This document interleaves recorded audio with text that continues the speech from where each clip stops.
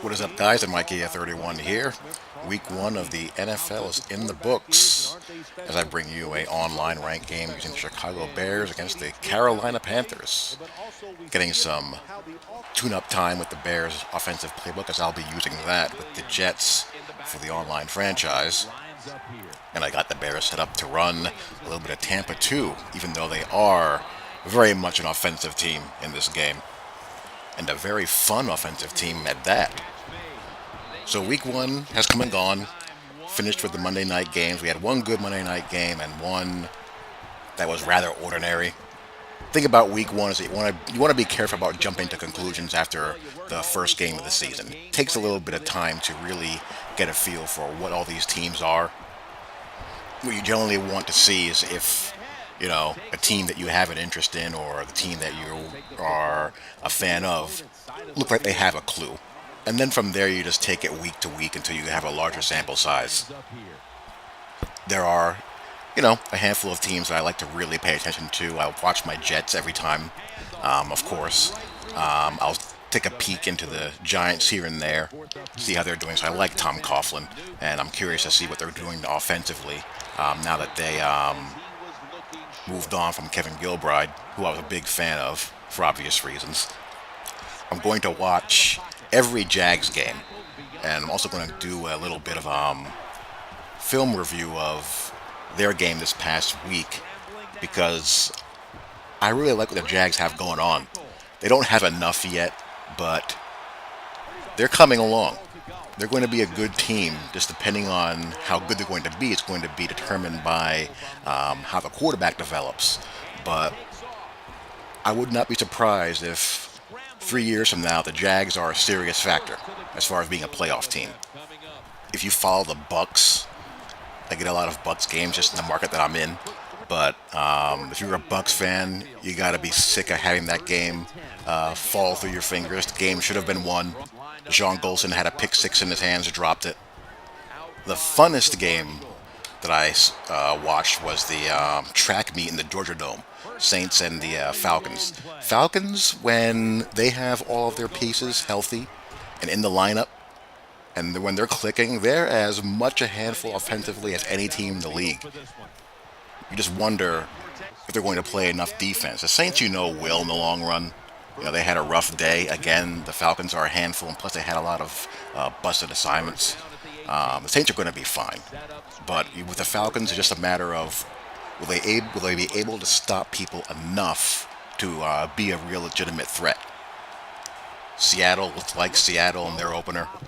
Harvin adds such a dimension. The offense is just entirely different when he's there. Harvin's one of those guys. He's been like that his entire life. He just makes offenses just by his mere presence so much more dynamic. I mean, just ask Urban Meyer. Urban Meyer still hasn't found another Percy Harvin. The Broncos, they look like themselves as well, just as Seattle did. Those two teams, they still look to be the class of the league. The weird thing about the Broncos, though, is that they have a tendency to shut down too soon and let teams back into games. It's like they shut down a quarter early, once they get out to a lead. The next thing you know, a team is one possession away from tying up the game again. Very strange. And when you throw in a super competitive guy like Luck who just keeps on coming and, has no give up in him, they find themselves in a dogfight again because they're handing the ball off, 20 minutes too early. I thought my Jets looked, okay. They weren't great. They weren't awful. They were just kind of there. And that's pretty much what I feel like they're going to be. They're just going to be just kind of there. I mean, Gino shows some good signs at times. Again, he shows some puzzling signs at times. It makes you wonder what the heck's going on upstairs. But, you just get the win and move on. Try to clean that up. But they're going to have a tough chore over the next couple of weeks as they deal with some really good pass offenses and some really good quarterbacks. If there are warning signs to take from week 1, it would be in the NFC East, any team not named Philadelphia. I'm talking to you, Redskins, Cowboys, Giants. It's very possible that 3 of the top 5 worst teams in the league might come from that division. Chicago looks like They still have their old habits of being able to move the ball up and down the field against anybody, but making too many mistakes and letting a team like Buffalo beat them. I think that was more of a case of the Bears doing Bears things as opposed to EJ Manuel having the light bulb go on. And if you're a Rams fan, you just might as well get ready for the draft. If you're the Rams organization, you might as well just start breaking down game film of Mariota and Winston and deciding which one you like better. Down two quarterbacks already. All those defensive linemen aren't going to do a dang thing if you don't have a quarterback that can put up points and get you a lead. So, thank you for playing, Rams. See you on draft day. I was bummed to see Clowney get hurt. Happy to see Jake Locker play well. And happy to see the Patriots melt down in Miami. That's always fun to see. For whatever reason, South Florida is one of those locales that gives the Pats troubles. No idea why. One of those unexplained phenomenons. I'm not going to say too much about the Ray Rice situation and how that broke out, because all it basically did was expose how badly Goodell and the NFL dropped the ball. The fact that that guy would have been ready to suit up next week and play in an NFL game after doing what he did, if that tape had not become public, is just one of the great jokes of all time. And all the Ravens and all the NFL is doing right now is just damage control. They don't want to have the women's groups.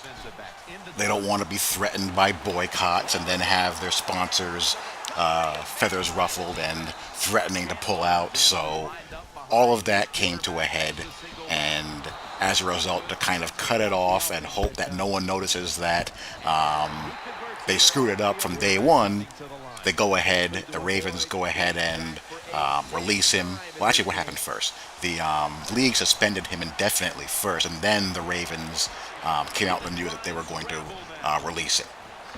There's no condoning Ray Rice's actions. There's no defending him in any way, shape, or form. And the league is also within its rights to adjust their punishment. You may question their motives. I do. I don't believe for a second that that tape took them by surprise. I don't believe that for 1 second at all. I believe that they only reacted this way once the egg got thrown into their face. But this isn't a court of law. They're free. They're perfectly within their rights to do what they did.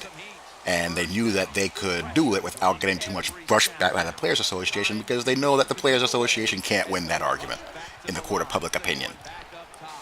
The NFL is nothing if not calculated. So Ray Rice is going to be away for quite some time. He's going to have to go through a Michael Vick-like image rehabilitation process in order to get himself a shot to get back into the league, and then, be able to salvage whatever's left of his football playing career. So that's my take on that. And that's my take on the opening week of the NFL, the comings and goings of week one, if you will, things that stuck out and things that could, bear to be paid attention to going forward to see if they become patterns and trends, like the Giants' horrific offensive line, for example. My gosh, was that ugly. So, anyhow, hope you guys enjoyed. Talk to you all later. Peace.